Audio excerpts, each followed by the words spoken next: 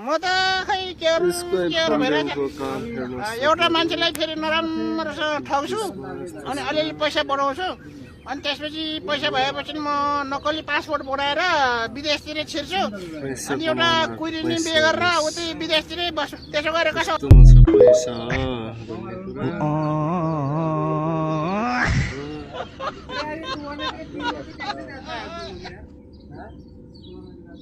के गर्नु म त खै के पैसा कमाउनु सजिलो रहेनछ।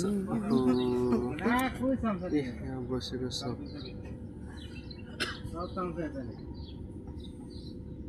कैसे कैसे लोग रहते हैं यार 9 मिटरको टावर कौन है भाई साला चोट लगा था सर में टाका मेरो भ्लग हेर्नु होला सबैजनाले सपोर्ट गर्नु होला।